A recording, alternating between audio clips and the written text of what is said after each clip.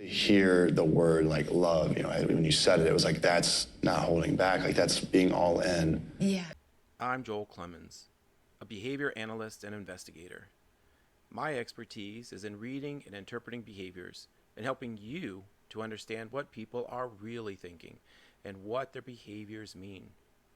Today, I'm going to help you go inside the mind of someone else to investigate their motives and intentions and expose their manipulation tactics. What you learn here today could help you avoid someone else's trap. Today, I'm going to be analyzing Clayton Echard from Season 18 of The Bachelor. The clip that I'm going to show you is with Gabby on their fantasy suite date. Now, as you watch the clip, really listen to what's being said and then pay attention to how it makes you feel. Then I'm going to analyze his responses so that you know what he's really thinking. So let's start the investigation. I thought that the talk we had at that little diner, it was just so natural and it just flowed. And it was like everything that you said, I've thought at one time or another. Yeah, I feel the same. I know it's so nice that we both were able to open that line of communication because the men I've been in relationships with in the past just expected me to be the fun Gabby and not have any other sides to me. But you saw that there's a lot of different sides to me that I want to be able to show people. Yeah. But also you hear me and that speaks volumes that you're even willing to have those conversations and go those places with me. Yeah, absolutely. I mean, I just talking about not holding back. I've been proud of you for going through all this and hearing about your past and what you've dealt with to get to this point. Yeah. And you've opened up more and more every single time. And to hear the word love, when you said it, it was like, that's not holding back. That's being all in. Yeah. And I can't believe at times that I'm fortunate enough to be receiving that kind of love. And so I really just wanted to say thank you so much, because now it's really showed me that I was like, wow, this is something special. Oh my God. And you've really allowed me to get there as well, because I was so afraid. Yeah. And, because of that, I've realized that I'm falling in love with you. I am. I really am. And it wasn't just something I came to today. I'd had these feelings. I just wasn't allowing myself to admit it, because I'm so fearful from my past relationship. I mean, I've been dying. Thank you. It just feels right to tell Gabby that I'm falling in love with her and not hold back any longer. I'm not gonna fight the feelings anymore. We're both slow to open up, but yet we're exactly where we need to be. She's just as excited to hear it as I am to say it. It's beautiful, and it just makes me extremely happy. So how do you feel about their conversation? Was he vulnerable and romantic? Did he validate her feelings? Would this have worked on you? Were you able to see his real intentions? My research has shown that the top 3 needs that people have in order to let down their guard and develop feelings for someone are trust, respect, and emotional safety. And this is the kind of person that Clayton portrays himself to be. And as we saw in the clip, it worked. He said and did the right things to cause her limbic system to release happy hormones that give her the feelings of love, specifically serotonin, dopamine, and oxytocin.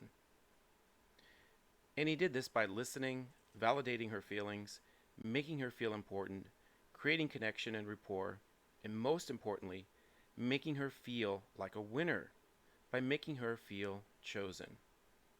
By releasing this cocktail of hormones, the mind and body eagerly respond with excitement and anticipation of getting needs met and raising their social status. But is that what he actually did? Or was there another way that the trick was done? In the first part of the video, Clayton uses a technique in psychology called priming. Priming is a technique used to influence the way a person feels by introducing them to a stimulus, whether visual or auditory, that then creates an association or link to an idea, feeling, or belief that their mind now agrees with. In short, it allows a person to put an idea in your head that your brain will now defend as an idea of your own. It would be like me describing in detail the best mouth-watering pizza I've ever had, and then asking you where you want to go for lunch. I primed you to want to experience that same feeling. Let's take another look at how Clayton starts to do that. The talk we had at that little like diner, it was just like so natural and it just flowed. And it was like everything that you said, I've thought at one time or another. Yeah. Next, what Clayton does is uses a hypnosis technique called pacing. The goal of pacing is to lead someone's attention by taking what they're focusing on to where you want it to go. Pacing is moving in step with someone else in order to create synchronicity and harmony, like walking or marching side by side, until you move slightly ahead of them without being too obvious, and now they're following your lead and you're guiding them to where you want them to go. In this case, he used verbal communication by guiding her frame of mind and essentially creating a happy and compliant Gabby. Let's watch how he did that. Yeah, absolutely. I mean, I just talk about like not holding back. I've been proud of you for like going through all this and hearing about your past and what you've dealt with to get to this point.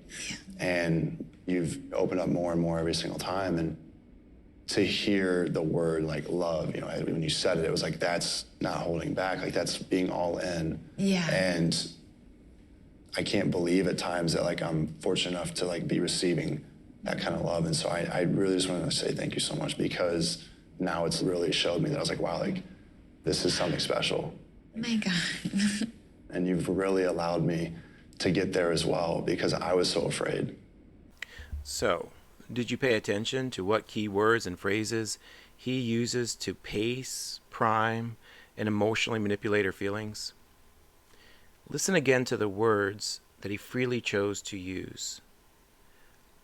I talk about not holding back. You've opened up more and more every single time.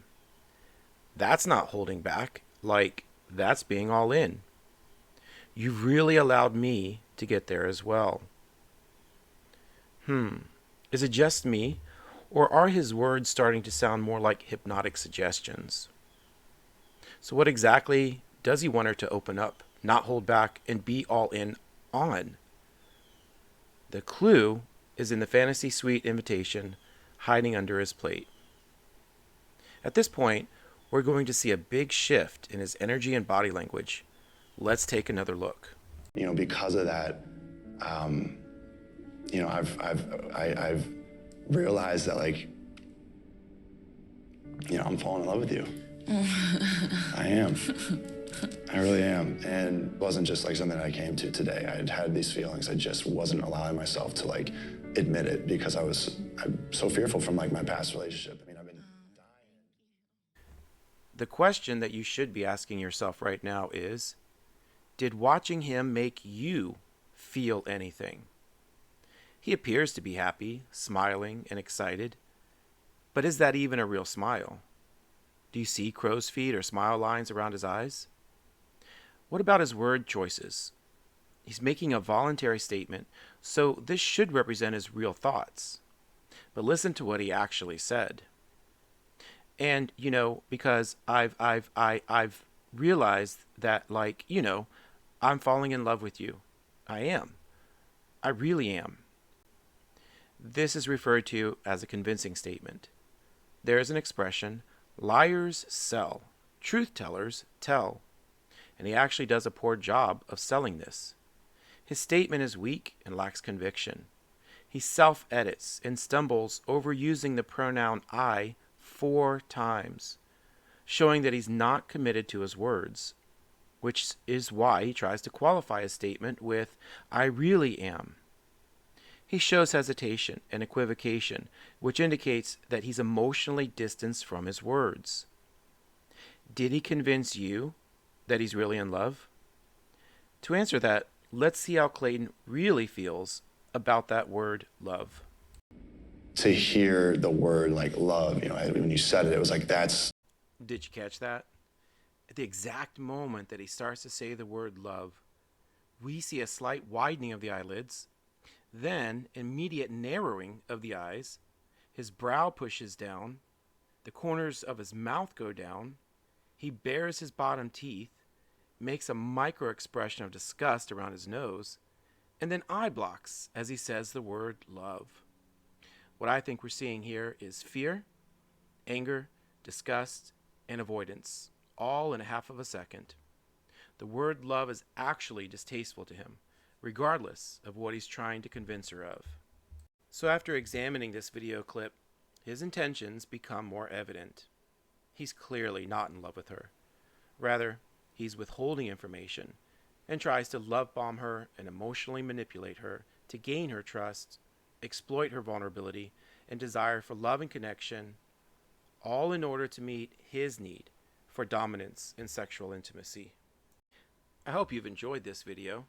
If you have, do me a huge favor and please leave a comment, like, and subscribe for more content and videos on human behavior. Before I go, let's listen to Gabby and let her have the final word with Clayton. The first thing that comes to mind is I just feel so misled, and I feel like I wasn't given all of the information, even though you did have all of the information at the times when I was making those decisions on whether I wanted to leave or not. I know it's hard, but it doesn't, though, when you say love, when you say you love someone, you're assuming responsibility to protect them, to care for them, and to not hurt them, and you didn't do any of those things.